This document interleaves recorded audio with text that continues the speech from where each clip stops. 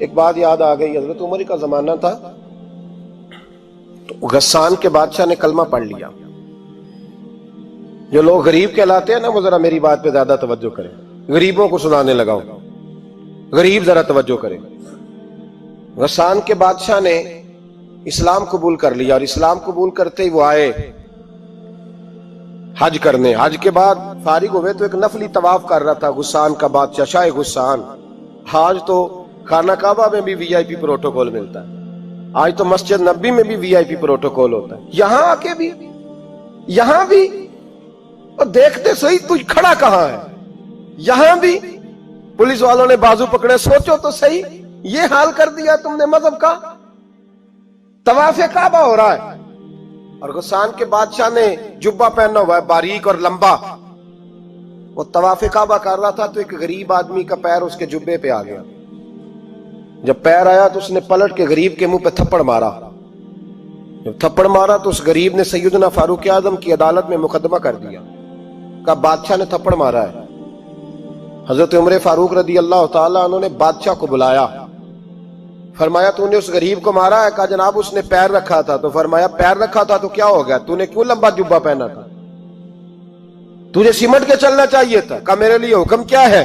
حضرت عمر کہنے لگے یہاں اسے رات میں راضی کر لے، ورنہ صبح اسی جگہ اسی کونے میں خانہ کعبہ کے سائے میں وہ غریب تیرے منہ پہ تھپڑ مارے گا اور تجھے تھپڑ کھانا پڑے گا.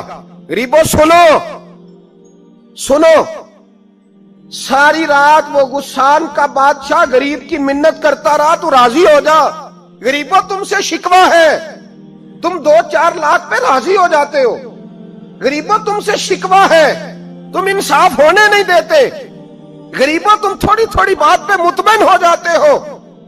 تھوڑی تھوڑی بات، جتنے غریب تن ہیں لباسوں سے دور دور، اتنی ہی چادریں میں مزاروں سے چھین لوں، اور جتنے غریب گھر ہیں اجالوں سے دور دور، اتنی ہی روشنی میں ستاروں سے چھین لوں.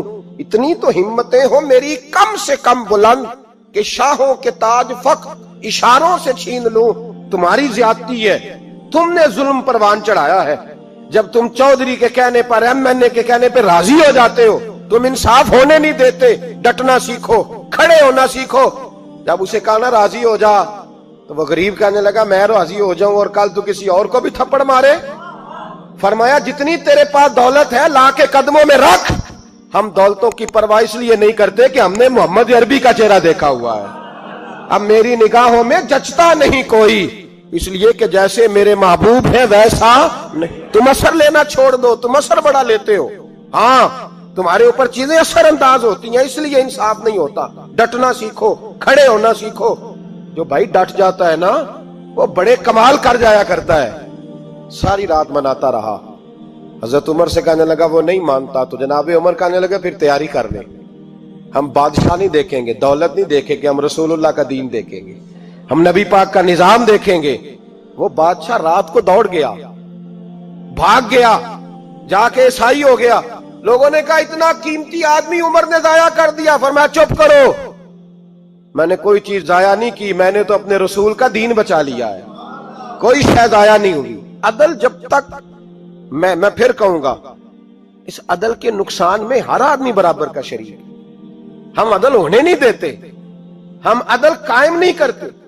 ہمارا تقاضا ہی نہیں کہ عدل ہو، ہم اپنے آپ کو عدل کے لیے پیش ہی نہیں کرتے، مزاج ہی نہیں.